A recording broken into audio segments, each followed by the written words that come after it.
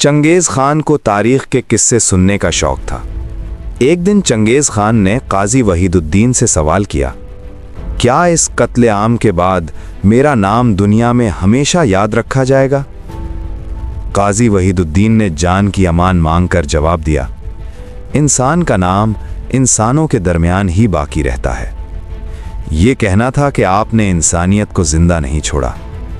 یہ سن کر چنگیز خان کا چہرہ بدل گیا، غصے میں تیر کمان زمین پر دے مارا اور بولا، میں نے محمد خوارزم شاہ کی قوم کو مٹا دیا، مگر دنیا میں اور بھی قومیں ہیں جنہیں میں نے نہیں مٹایا، ان میں میرا نام زندہ رہے گا۔ قاضی وحید الدین پر لرزہ طاری ہو گیا۔ مجلس برخاست ہوئی اور وہ لمحہ پا کر دربار سے فرار ہو گئے۔ مرو اور نیشاپور کی راکھ ابھی ٹھنڈی بھی نہ ہوئی تھی کہ تاتاری قیامت کا اگلا رخ ہرات کی طرف مڑ چکا تھا۔ چنگیز خان کا وہ بیٹا جس کے نام سے شہر لرزتے تھے، جس کے گھوڑوں کے سم تاریخ پر خون کے نشان چھوڑتے تھے، تولی خان ایک بے رحم لشکر کے ساتھ ہرات کے دروازوں پر آ کھڑا ہوا۔ یہ شہر اس سے پہلے بھی تاتاری قدموں کی چاپ سن چکا تھا۔ 1 سال قبل محمد خوارزم شاہ کے تعاقب میں نکلنے والے تاتاری جرنیل جی مویان اور سہدائی یہاں سے گزرے تھے، مگر شاہ کی گرفت کی جلدی نے انہیں ہرات کی طرف پلٹ کر دیکھنے کا موقع نہ دیا۔ اس وقت انہوں نے صرف ایک رسمی اطاعت لی تھی اور حاکم ہرات امین الملک سے وفاداری کا وعدہ لے کر آگے بڑھ گئے تھے، مگر تاتاری وعدوں کی عمر ہمیشہ مختصر ہوتی ہے۔ امین الملک آنے والے طوفان کو بھانپ چکا تھا۔ تاتاریوں کے جاتے ہی وہ اپنے بااعتماد سپاہیوں کے ساتھ ہرات چھوڑ کر سیستان کی طرف نکل گیا۔ اس کی غیر موجودگی میں اقتدار ایک ایسے شخص کے ہاتھ آیا جو خوف کے معنی نہیں جانتا تھا، شمس الدین محمد۔ شمس الدین نہ صرف بہادر تھا بلکہ فیصلہ کن بھی۔ اس نے تاتاری خطرے کو افواہ نہیں سمجھا، فصیلیں مضبوط کی گئیں، اسلحہ تیار ہوا اور سپاہ کو اس یقین کے ساتھ منظم کیا گیا کہ یہ جنگ پسپائی کی نہیں، مقابلے کی ہے۔ ادھر سلطان جلال الدین خوارزم شاہ کے اعلان جہاد کی گونج ہرات تک پہنچ چکی تھی۔ امراء ہوں یا عام سپاہی، ہر دل میں ایک ہی جذبہ دھڑک رہا تھا، یہ شہر لڑنے کے لیے تیار تھا، مرنے کے لیے بھی۔ چند ہی دنوں بعد تولی خان نے شہر کے باہر کھلے میدان میں پڑاؤ ڈال دیا۔ ایک قاصد کو شہر بھیجا گیا، پیغام مختصر تھا مگر غرور سے بھرا ہوا، اگر اپنی جان عزیز ہے تو دروازے کھول دو۔ شمس الدین محمد نے پیغام پڑھا اور تاتاری تکبر کے خلاف وہی فیصلہ کیا جو تاریخ کے سینے میں نقش ہو گیا، خدا اس دن کو غارت کرے جب میں ان وحشیوں کی اطاعت قبول کروں۔ قاصد قتل کر دیا گیا۔ تولی خان کے لیے یہ اعلان جنگ تھا۔ اس نے پورے زور کے ساتھ ہرات پر حملہ کر دیا، مگر وہ قوت جو مرو اور نیشاپور کو لمحوں میں روند چکی تھی یہاں آ کر رک گئی۔ ہرات نے ہتھیار نہیں ڈالے۔ شمس الدین محمد نے ایسی حکمت اور جرت سے جنگ لڑی کہ تاتاری حیران رہ گئے۔ صرف 7 دن میں وہ سردار مارے گئے جن پر تولی خان اور چنگیز خان کو ناز تھا۔ لاشیں اتنی زیادہ تھیں کہ گنتی بے معنی ہو گئی۔ 8ویں دن جب شمس الدین کھلے میدان میں صفیں سنبھالے دشمن کو پیچھے دھکیل رہا تھا، اچانک تقدیر نے رخ بدلا۔ ایک تیر اور تاریخ نے ایک اور مجاہد کا نام سنبھال لیا۔ شمس الدین محمد زخم کی تاب نہ لا سکا اور لمحوں میں جام شہادت نوش کر گیا۔ اس کی شہادت کے بعد ہرات کے اندر اختلاف پیدا ہو گیا۔ سپاہ اور عوام جنگ جاری رکھنا چاہتے تھے کیونکہ دشمن کمزور پڑ چکا تھا، مگر امراء خوف میں مبتلا تھے۔ انہیں چنگیز خان کے انتقام کا سایہ نظر آ رہا تھا۔ 9ویں دن فصیلوں پر خاموشی چھا گئی۔ تولی خان سمجھ گیا کہ شہر ٹوٹنے کے قریب ہے۔ وہ خود خندق کے کنارے آیا، خود کو ظاہر کیا اور دھمکی آمیز لہجے میں چیخ کر بولا، میں تولی خان ہوں، چنگیز خان کا بیٹا۔ جان چاہتے ہو تو ہتھیار ڈال دو، خراج دو، میں جان بخشی کا وعدہ کرتا ہوں۔ خوف نے فیصلہ کر لیا۔ شہر کے دروازے کھول دیے گئے، مگر تاتاری وعدہ نہیں ہوتا۔ شہر میں داخل ہوتے ہی تولی خان نے حکم بدلا۔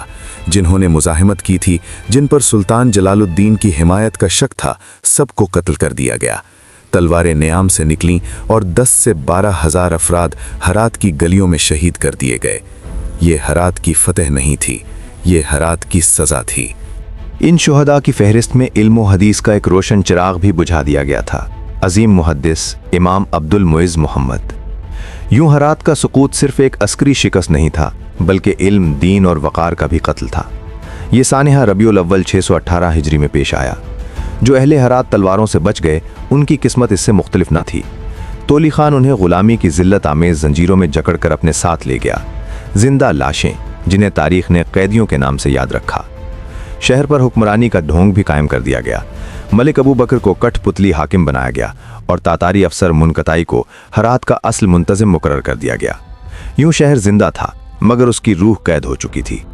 اسی خون آلود داستان میں ایک عجیب اور لرزہ دینے والا باب بھی رقم ہوا، قاضی وحید الدین کا باب۔ قاضی وحید الدین ہرات کے نامور عالم دین اور فقیہ تھے۔ جب جہاد کی آگ بھڑکی تو وہ ممبر سے نہیں فصیل شہر سے بولے۔ ذرہ پہنے، خود سر پر، ہتھیار ہاتھ میں لیے وہ اسی برج پر موجود تھے جس کے سامنے میدان میں تولی خان کا خیمہ نصب تھا۔ وہ دشمن پر تیر برسا رہے تھے کہ ہجوم اور دھکم پیل میں اچانک پاؤں پھسلا۔ ایک لمحہ اور وہ بلند فصیل سے نیچے جا گرے، براہ راست اس گہری خندق میں جو شہر کے باہر کھودی گئی تھی۔ سب نے سمجھا قصہ ختم ہو گیا، مگر کچھ دیر بعد وہ خندق سے صحیح و سلامت باہر نکل آئے۔ تاتاری سپاہیوں نے تیر برسائے مگر تقدیر نے آج بھی انکار کر دیا، کوئی تیر نشانے پر نہ لگا۔ یہ منظر دیکھ کر تولی خان خود چونک اٹھا، حکم دیا اسے قتل نہ کیا جائے۔ قاضی کو اس کے سامنے لایا گیا۔ تولی خان نے غور سے دیکھا اور پوچھا، تو کون ہے؟ انسان، جن، فرشتہ یا کوئی اور مخلوق؟ قاضی وحید الدین نے پرسکون لہجے میں جواب دیا، میں ایک عام انسان ہوں۔ تولی نے حیرت سے کہا، پھر زندہ کیسے بچ گئے؟ قاضی نے جان بچانے کے لیے الفاظ کا رخ موڑ دیا، اس لیے کہ میں آپ جیسے عظیم حکمران کا منظور نظر بن سکوں۔ یہ جواب تولی خان کے غرور کو بھا گیا۔ وہ مسکرایا اور بولا، تم قابل آدمی ہو، خان اعظم کے دربار کے لائق ہو۔ یوں قاضی وحید الدین کو عزت کے ساتھ چنگیز خان کے پاس بھیج دیا گیا۔ چنگیز خان کو تاریخ کے قصے سننے کا شوق تھا۔ قاضی وحید الدین اس شوق کے لیے موزوں ثابت ہوئے۔ انہیں دربار میں قصہ گو بنا لیا گیا اور خوارزم کے حکمرانوں کی داستانیں سنی جانے لگیں۔ کچھ عرصہ یوں ہی گزرا۔ ایک دن چنگیز خان نے سوال کیا، کیا اس قتل عام کے بعد میرا نام دنیا میں ہمیشہ یاد رکھا جائے گا؟ قاضی وحید الدین نے جان کی امان مانگ کر جواب دیا، انسان کا نام انسانوں کے درمیان ہی باقی رہتا ہے۔ یہ سن کر چنگیز خان کا چہرہ بدل گیا۔ غصے میں تیر کمان زمین پر دے مارا اور بولا، میں نے خوارزم شاہ کی قوم کو مٹا دیا، مگر دنیا میں اور بھی قومیں ہیں جنہیں میں نے نہیں مٹایا، ان میں میرا نام زندہ رہے گا۔ قاضی وحید الدین پر لرزہ طاری ہو گیا۔ مجلس برخاست ہوئی اور وہ لمحہ پا کر دربار سے فرار ہو گئے۔ مرو نیشاپور کی راکھ ابھی ٹھنڈی بھی نہیں ہوئی تھی اور ہرات کی گلیوں میں خون کی خوشبو ابھی رچی بسی تھی کہ تاریخ نے ایک اور پیچ موڑا۔ سلطان جلال الدین کے حوصلے اور تاتاری وحشت کے درمیان ایک اور کشمکش کا آغاز ہونے والا تھا۔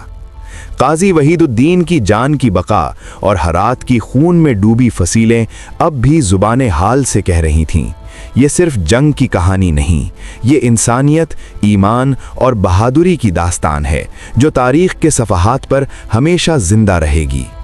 لیکن آگے کیا ہونے والا تھا؟ تاتاریوں کے قہر کے سائے میں اور خراسان کے اجڑتے شہروں کے درمیان کون جیتے گا، کون ہارے گا، اور کیا سلطان جلال الدین اپنے وعدے کو پورا کر پائیں گے؟